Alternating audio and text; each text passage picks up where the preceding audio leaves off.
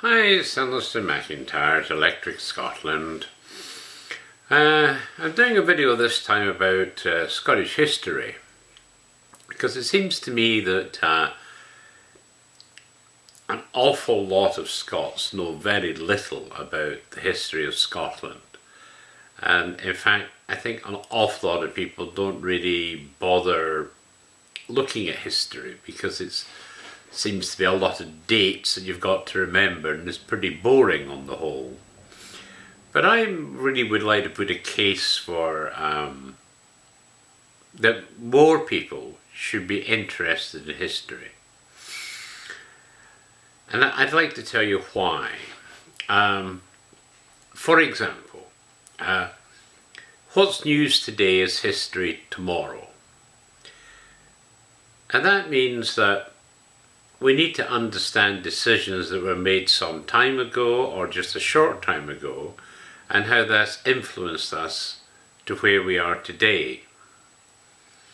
Now, when I was saying that you shouldn't just ignore dates and so forth, because there's a lot more to it. For example, did you know that there was 130 Scottish people that actually were members of Parliament for English constituencies? That was a time that was remarkable. And if you look at the number of constituencies in England, I think it's about 600 odd or something like that. So if we were actually 130 of those in Parliament, that's just huge. And then just if you look at I think it was the 2014 census, so just a short time ago, I don't know if you realise this, but 750,000 people born in Scotland are now living in England. I mean, that's now another remarkable figure. And if you want to read stories that perhaps you'll find interesting, I actually have in my Scots Diaspora page on Electric Scotland a section for England. And in there, you can actually read a book which is called Scots in England. And what it's endeavouring to do is to show you the influence that Scots have had not only in England but actually around the world, but certainly specifically in England. And so I'm looking at this and saying to myself, if the Scots have gone into England and made a huge difference to that country, which they did, and if you read that book, The Scot in England, it's by John Harris McCulloch, and it was published in 1935. I mean, you'll be kind of amazed at what we've achieved. And as we've invested so much effort in England, you know, there's a lot to be said for the fact that we still need to embrace the UK, because after all, we built the UK. So if you've invested time and effort in building a country up, why would you want to desert it, you might say? And I think these are questions that we need to ask. But if you're not aware of these things, you can't think about them. So, if you were to look at how am I going to progress and how am I going to do well in the world, one of the reasons that I did the famous Scots section, which used to be called Significant Scots in the early days of the site, it was to show how, and basically it's biographies, but it's showing you, well, how did these people achieve their eminence, their success? And if you read the biographies, it's amazing how many of them came out of very poor and humble homes. And we talk about equality in Scotland, that there's a huge inequality between the rich and the poor in Scotland. But so, you know, to try and understand how was it that we had so many Scots that did tremendous work at home and abroad, that came out of very poor homes? How were they so successful? And in quotes, we are no longer so successful today. And I think if you start to read some of these biographies, you'll be just amazed and gobsmacked. I mean, we have one of the top biologists, for example. He was so poor, he couldn't even afford to buy a book on biology. But the work he did, and eventually he managed to get a little money together to send specimens to a biological professor in England so that he might give his comments on it. And I mean, what that professor in England was totally amazed at what this guy had produced. He made tons of new discoveries, tons of them. And of course, if you look at Robert Burns, I mean, if he was living today, we'd be supporting him with millions. But in his day, we couldn't be bothered supporting him, and he literally died of poverty.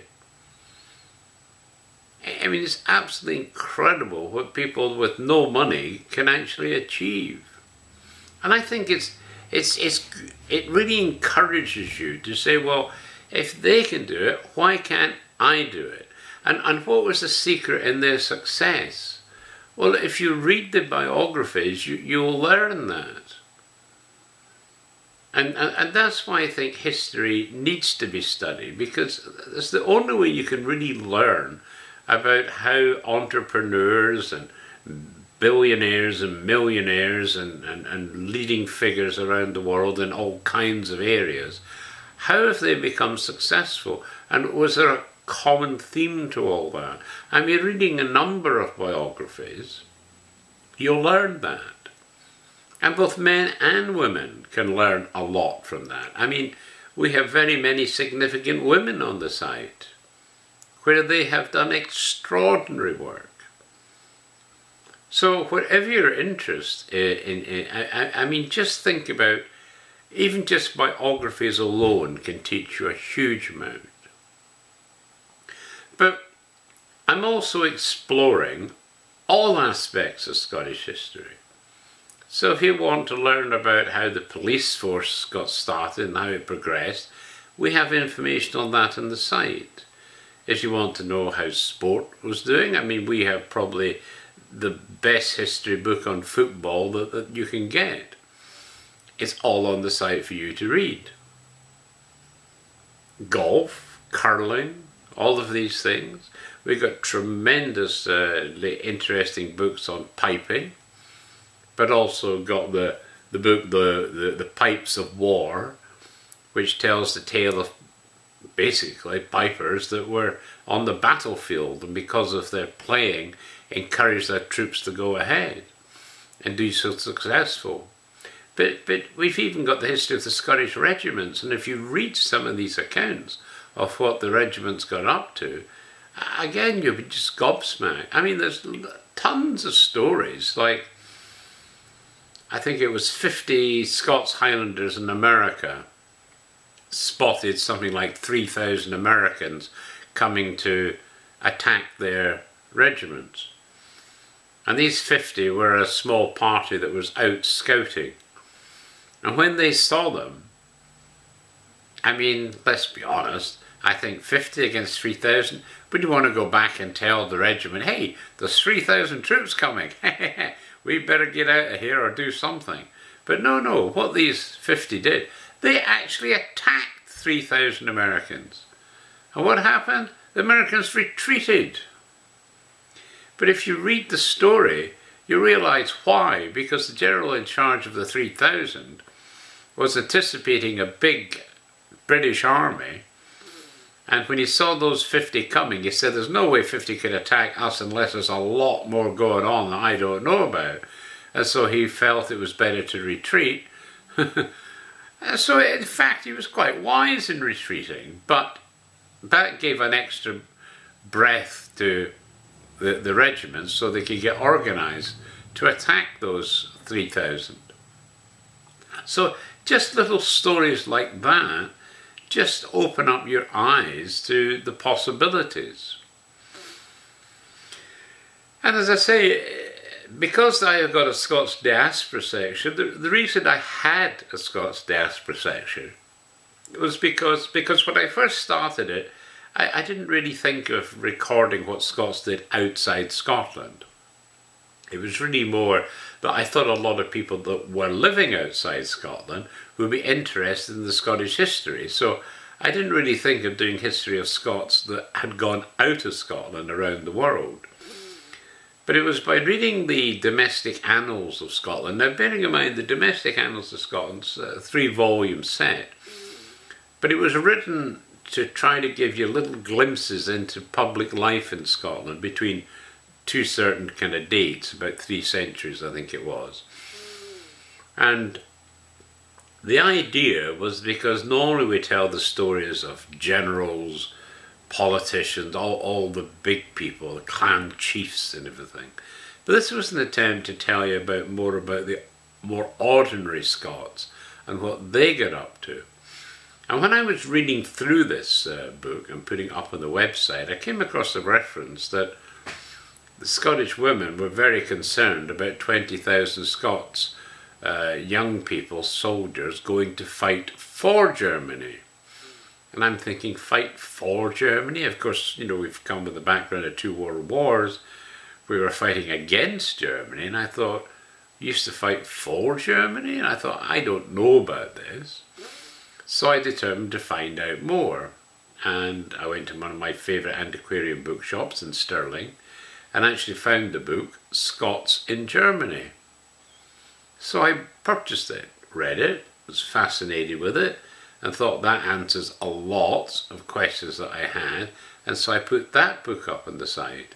But by the same author, I found the book Scots in East and West Prussia, Scots in Poland, and also Scots in Sweden. So I got those books and put them up as well, because again, to me, it's just fascinating to read what the Scots got up to in these countries. But also you have to say that an awful lot of Scots died there, but also a lot of Scots settled there as well. So like in Germany, they became barons and town mayors and all kinds of things from there. So you'll find Germans that are actually of Scots heritage, but probably because of the centuries going by, they've forgotten or don't know their Scottish roots. It's like one woman wrote to me one time, she was researching her Swedish ancestors, and lo and behold, when she got so far back, she suddenly found actually she was from Scotland, or their ancestors were from Scotland in the first place. They went to fight with Godolphus, and decided to settle there. And so they started the Scottish family in Sweden and became Swedish. And so she was writing because she wanted to know if I had any information on the family from a Scottish standpoint of view, and I was able to help her because we do. And so it's you don't need to be worried about battle dates and all of that, but we do have a book on the site which is all about Scottish battles. I think we probably record something like 600 battles that the Scots have been in. And so you can read about the battles, but the dates don't really matter as such. I mean, the Scots lost a lot of battles. We never lost a war, I have to say, but we did lose lots of battles. But obviously we won tons of battles as well. So it's interesting to read about the background to some of these things. But as I say, it's not just that. I mean, people all over the world have contributed information to my website and give us an insight into how people lived in the older days. And I mean, we've got, for example, a crafts corner where, again, it was a Scot that moved to America, became an American citizen, and in her 60s, I think it is, she started to recollect some of the things she used to do in Scotland as a young girl, and some of the little gifts that they used to make, because money was tight. So you could make up little tea bags. And this is before tea bags became normal. But she made up little pouches of tea. And that was a lovely present to give, either a birthday or that. And didn't cost very much at all.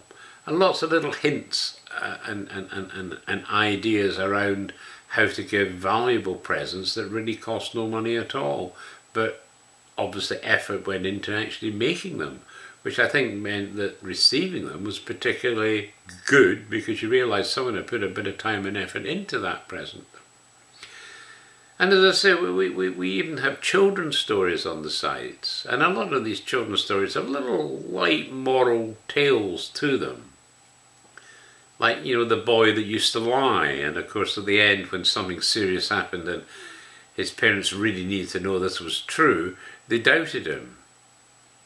And of course I think one wee boy sent a comment, he said, I guess this means I shouldn't be lying. Good on him. And one wee boy, after reading stories on the site, he said that he'd had the highest exam score in his life since reading stuff on the site. He'd actually got a C+, would you believe? And apparently it was all D's and below that he used to get. But this one got him a C+. He was very proud of the progress he'd made.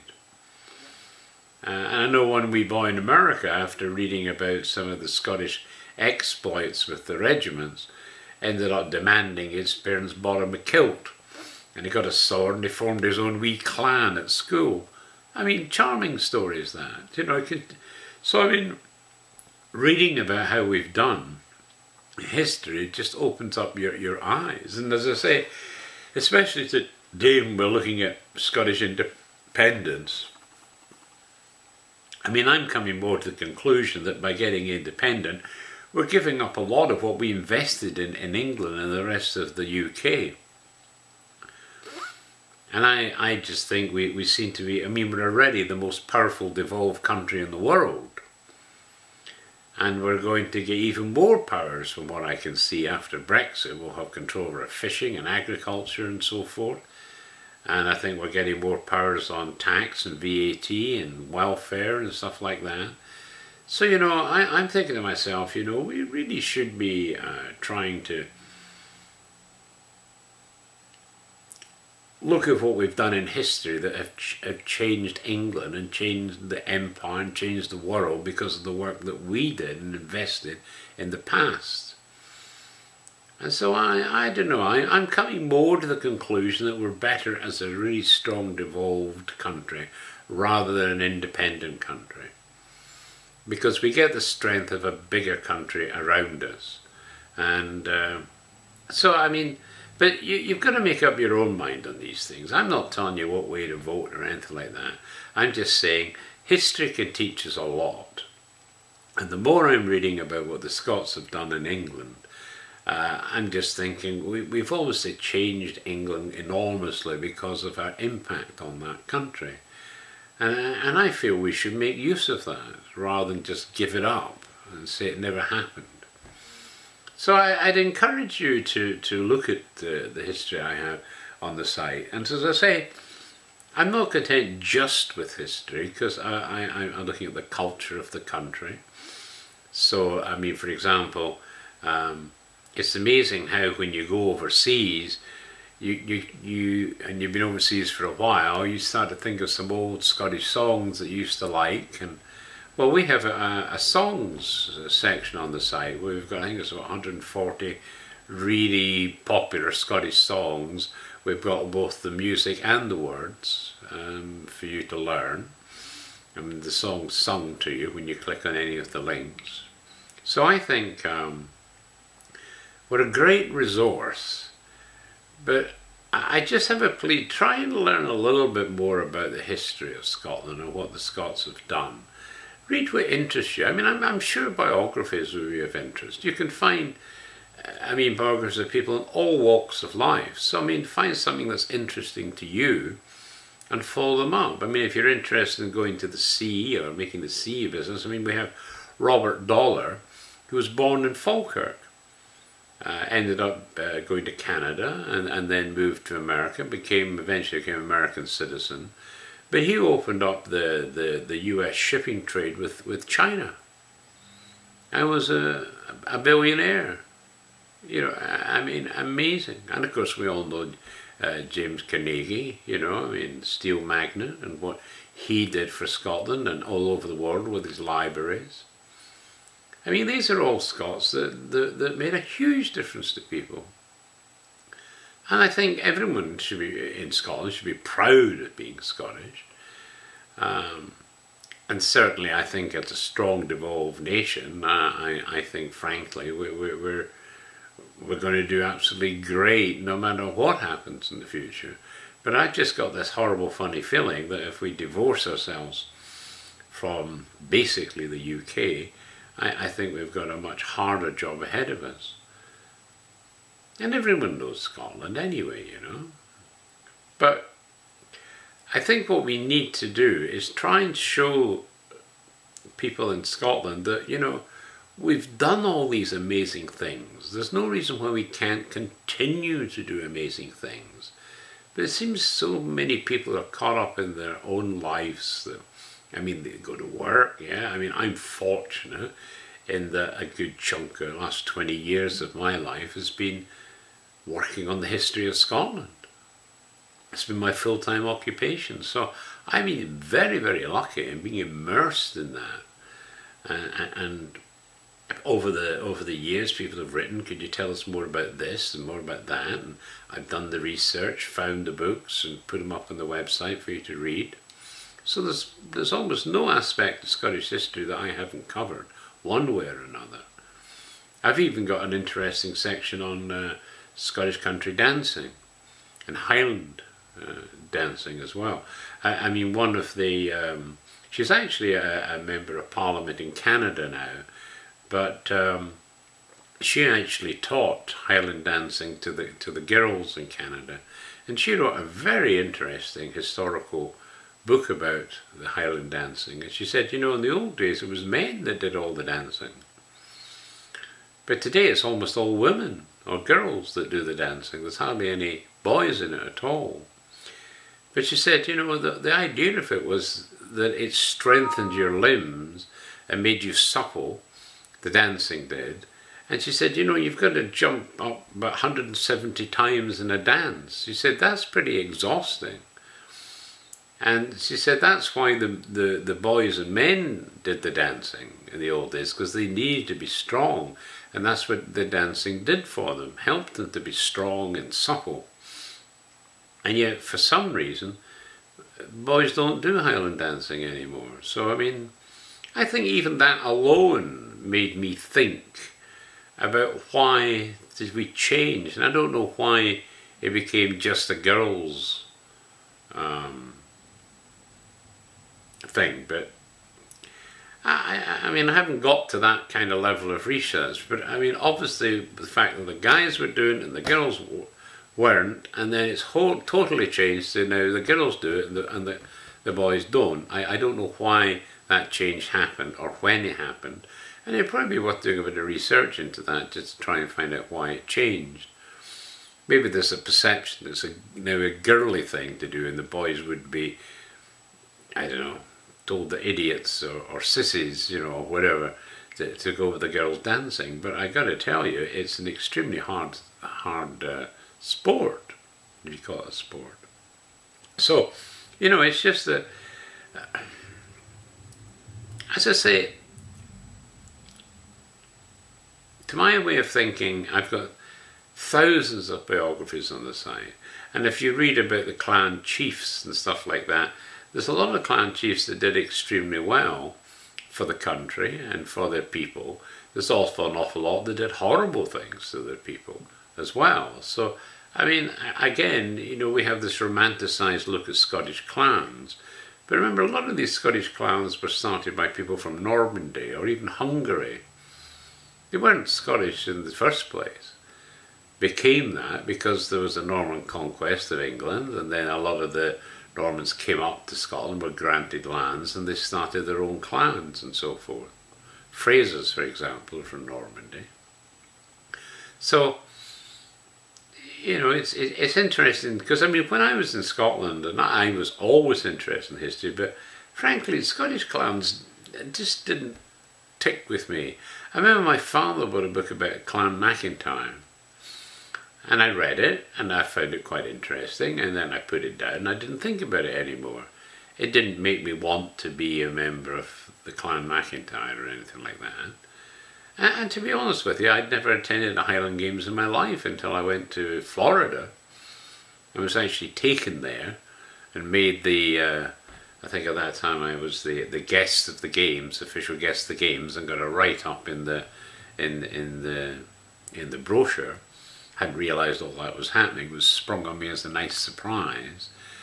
But I will confess that's the first Highland Games I ever attended. And one of the things I was amazed is that I saw more Scottish flags flying at that event in Jacksonville in Florida than I'd seen in my whole life in Scotland, I have to say. So I mean, that was just an amazing, and it was bucketing down with rain, I might say. It was terrible weather, that particular one. I think they got about 15,000 out, but they'd expected about 25,000 to come out, but the weather was just atrocious. But you know, Scots, you might say, even though they're expat Scots, are still tough, and so 15,000 still attended, even though it was pouring rain the whole day almost. So there you go. It's just my plea about, by reading the histories, you can be encouraged to go out there and do better. And as I say, we've got all this discussion about education at the moment, how our education is going downhill, whereas we used to be the best in the world. Well, if you've time to read, I have made available in our education section a lot of really good history books on Scottish education. And if you read those were written at a time when we were doing extraordinarily well. And so you could perhaps learn by reading those books about why we did so well back then. And that might give you some ideas of why we're not doing well today. And I do have comments from Singapore, because Singapore is now the #1 place to be educated in the world. Science, maths and literacy and reading. I mean, they're #1 across the board. But they weren't. And so they tell us a little bit about how they achieved that. And I think we need to compare that to how Scotland's doing today. I mean, they said that they only recruited teachers from the top 5% of graduates from the university. They put them through a very powerful training program at their Central Training Institute for Education. And they said by the time they came out of that, they were absolutely ready to go straight into the classroom and teach. And they saw these teachers as being the absolute core. Really good teachers is what brought the kids up. And they have a lot of multi-ethnic, multiracial issues in Singapore. Multi-languages as well. So I mean, the fact they've achieved that is absolutely extraordinary. And I think we need to look at what they're doing. And I think this is what happens in Scotland. We don't seem to be spreading our consultants wide enough. The SNP seem to want only SNP supporters on the committees, which is ridiculous. We should take good people that have proven success anywhere in the world, any political persuasion, bring them in to talk to them. And I think when you read about the expat Scots and the Scots diaspora, you realise we've got a ton of great Scots, literally all over the world, that would be willing to help. So, anyway, there you go. As I say, I'm just plugging history because I don't think many of us bother with history at all. And I just think there's a whole huge amount you can learn from reading some of the history on the website. As I say, I've highlighted education. I think if you really studied that and looked at some of the videos I put up on the site, because remember I'm using the Scottish Innovation Party to put up thinking on all types of areas and subjects. I'm just putting them up there. I'm not saying they'll work in Scotland or won't work in Scotland or will work in Scotland. I'm just saying I think this looks like good thinking. Maybe you could consider that. And I say I'd love to have discussions, but unfortunately these days people don't want to get into serious discussions anymore. They're willing to talk about frivolous things. Oh, what am I going to wear? What am I going to eat? What am I going to drink? You know, I mean, it's pathetic, really. I think we need some serious thinking and get involved. and I'd encourage everyone to get involved, basically. But I realise you got to work, you got to feed the kids and all of this kind of stuff, and you don't have a lot of disposable time. But even if you spent half an hour reading a biography on the site, you might learn something that can help you in the years ahead, you know. So there you go. That's we talk about Scottish history and how it might help us understand what's going on today and might guide us to where we could go tomorrow. Okay, thanks for listening.